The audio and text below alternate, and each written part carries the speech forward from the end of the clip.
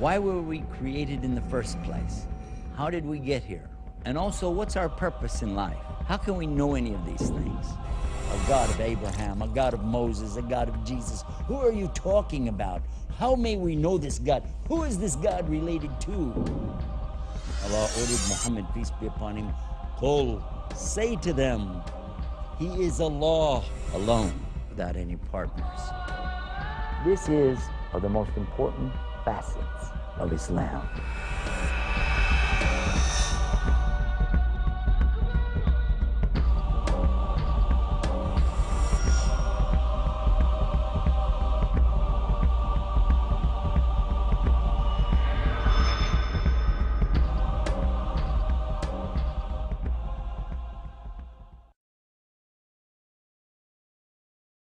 Islam, like a precious gem, has many beautiful facets. Explore with us now the facets of Islam. Assalamu alaikum rahmatullah. I'm your host, Yusuf Estes, and for the next few minutes, we're going to be talking about one of the many facets of Islam. The facet that we will speak about now is the one called logic. Plain old common sense. I recall some years ago, I was sitting with friends and we were discussing the matter of life. Where did we come from? How did we get here? What's the purpose of life? And then what would be the logic behind it all? And we didn't seem to be able to come up with any kind of answers. I read books of philosophy and sat with some people that were pretty smart in a lot of areas, in various sciences and disciplines.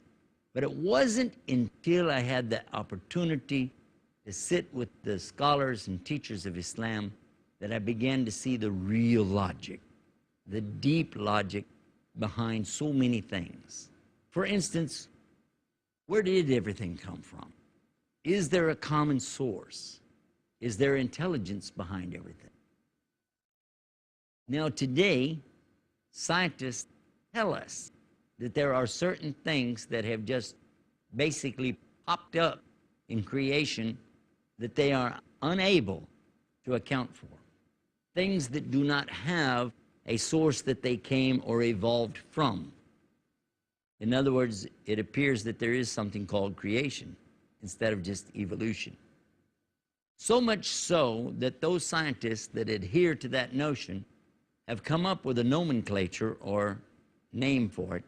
They call it ID, for intelligent design. They're afraid to go any further than that, afraid to say there might be a God, but they are committed to the idea that there's something intelligent out there, some force, some thinking entity that has caused things to come about. Of course, as soon as they say that, those who want to hold fast to the idea of atheism, those who would like to deny any kind of creator, those who would like to continue to promote this so-called theory of evolution, those folks are going to be very much against these guys with their ID or intelligent design. And they're going to say, that's not logical. But on the other hand, if you really think about it, what is logic? Think. If you acknowledge that there is a system, then you have to acknowledge that it came from somewhere.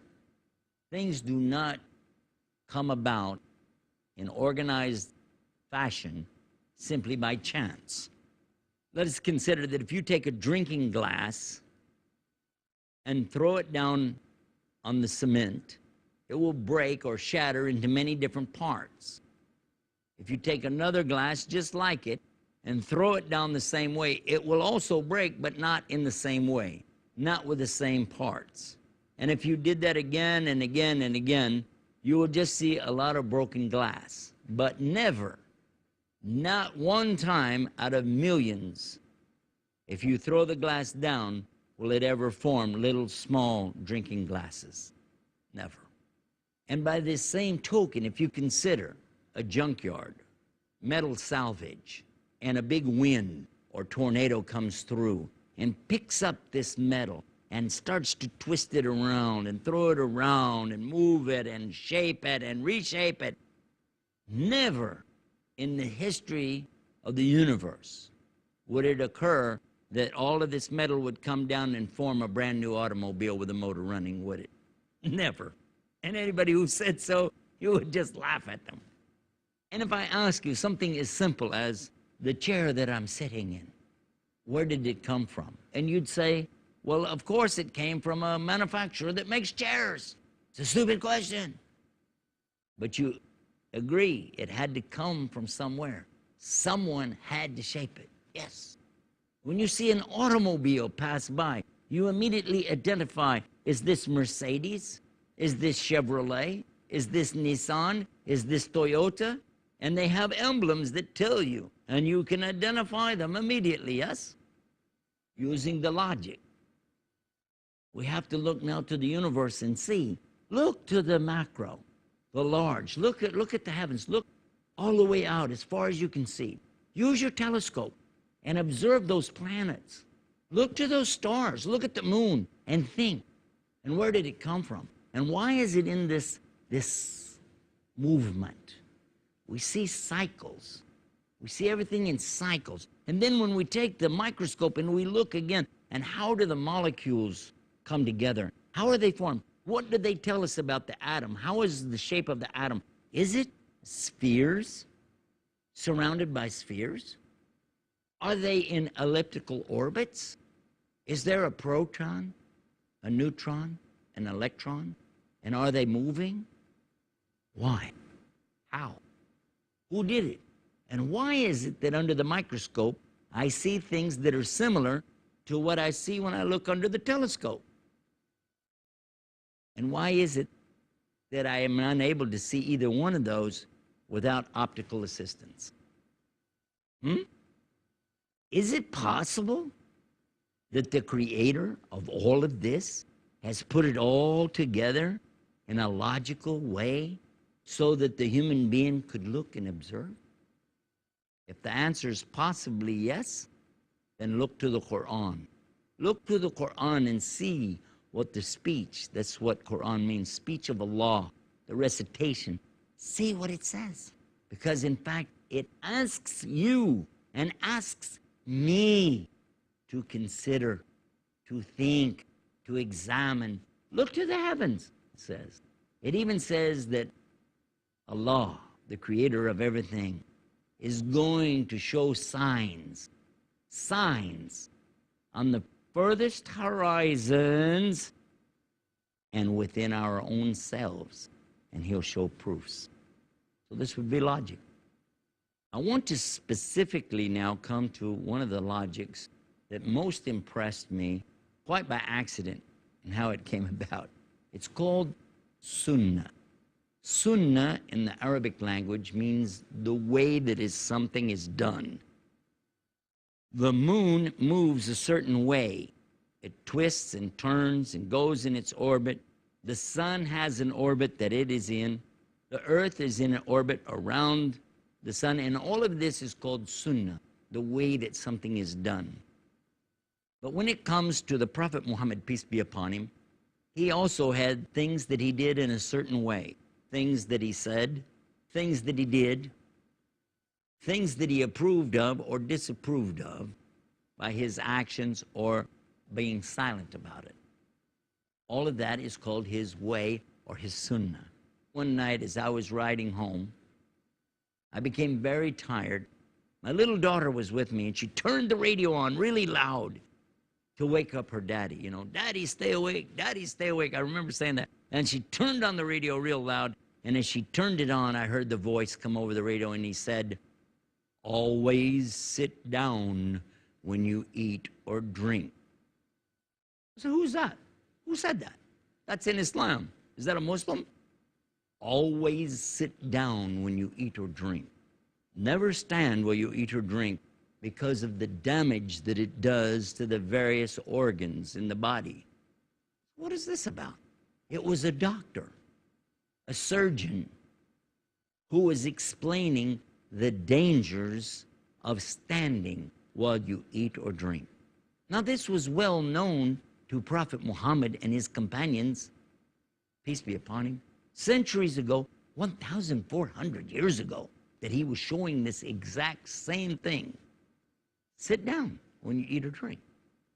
But listen to what the doctor's telling us.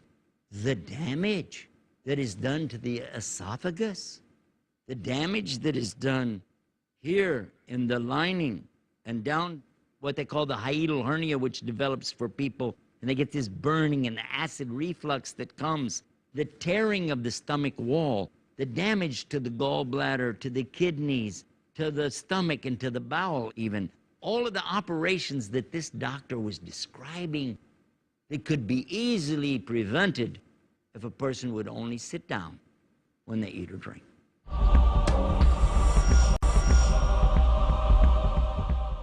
There was a report that was issued in Washington, D.C., and in the medical journals just a few years ago, dealing with this subject of the number of people who are affected and infected with herpes and with this hepatitis, which is being spread around simply because people are communicating the disease one to the other, and largely because they're not staying clean.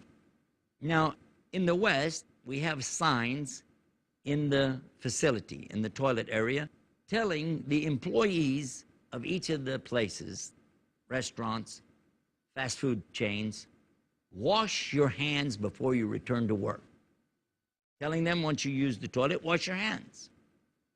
Yet they found that more than 70% of the employees do not obey this sign. How many? More than 70% are not washing their hands, and they're having this fecal matter or urine and filth on their hands, and they go right back into the kitchen and start preparing your food. When they examine closely the everyday tools and things that are used around an office, and they take samples and take it to the laboratory to find out why so many employees are becoming sick and not going into work, too many days off. The insurance companies don't like that because they have to pay for the employees who are not there.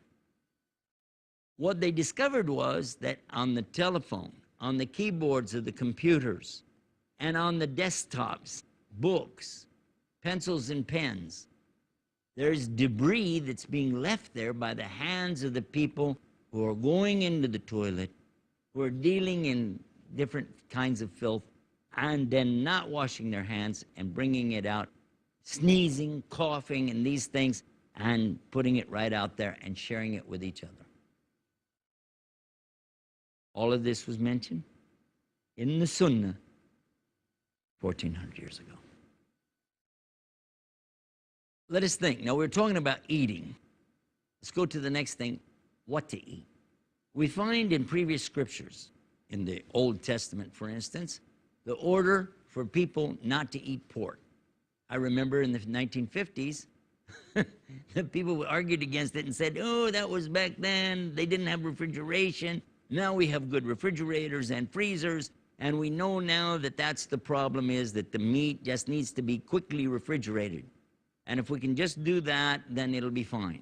In the late 1950s, they discovered it didn't work. There were other things coming out of this meat, and refrigeration didn't cure everything.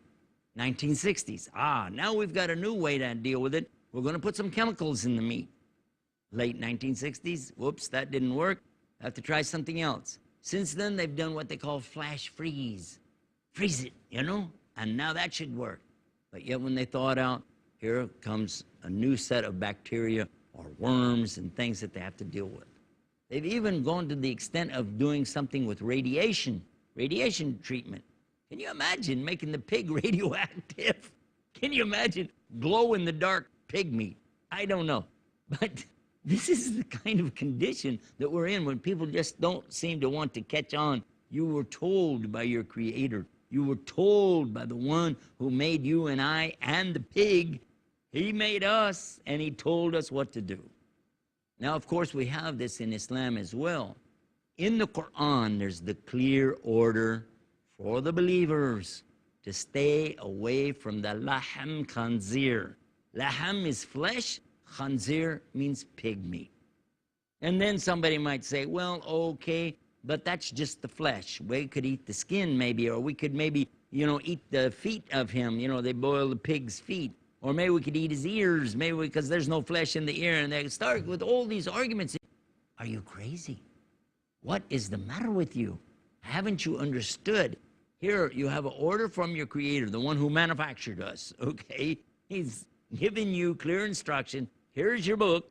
Here's the owner's manual. Don't do it. And you're trying to find ways around it. What about alcohol?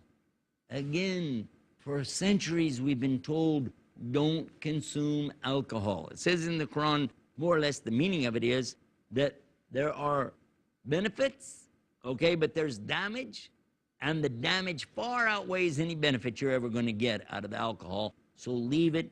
Do not drink it.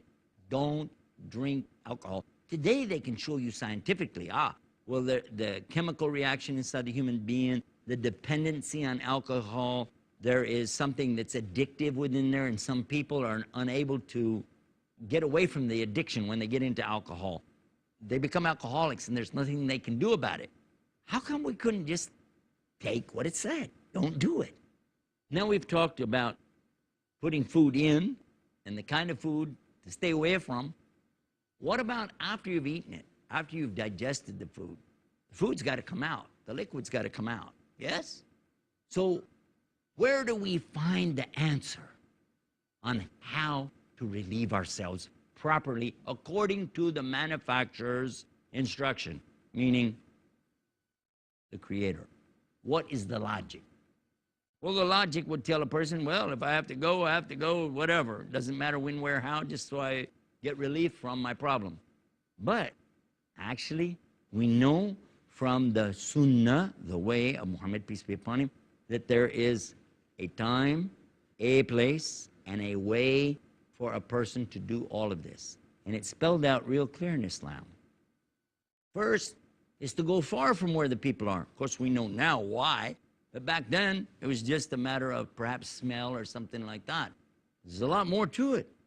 Go far from the people, and not to contaminate the drinking water. And this was something that they made a big emphasis on. They didn't contaminate their drinking water or the water of the livestock. And for the men and women both, they were told to sit down, to sit. Because when you sit, you're following the Sunnah. This is the logic.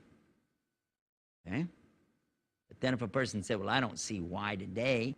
But now we find, again, we go to our scientists, and they're telling us, oh, the one who stands and tries to relieve themselves is causing damage. And again, just as we learned about what happens when you eat and stand, also when you relieve and stand, it can cause problems, and the list goes on. But suffice to say, the proper way for both male and female is to sit while they relieve themselves. And when they finish, and now today, to be sophisticated, to be up to date, of course, you will use paper to clean yourself. And this is considered very hygienic.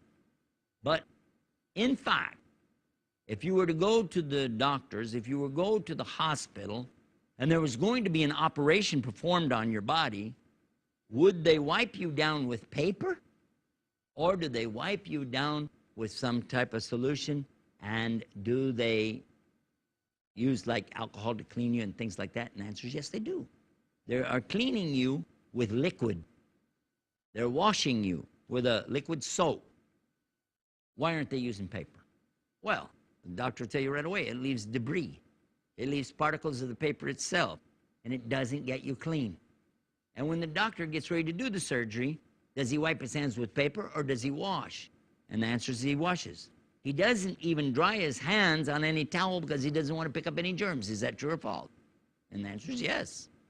So if you understand that, how come you can't understand that what you were told in the logic of the Sunnah is for you, me, and for all times?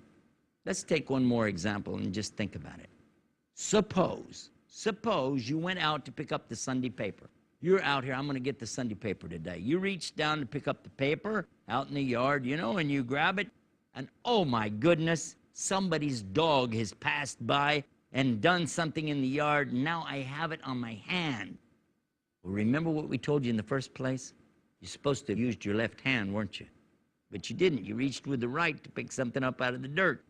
All right, let's say I picked it up with the left hand, all right? I still have the stuff on there. Am I going to take part of the paper and wipe it?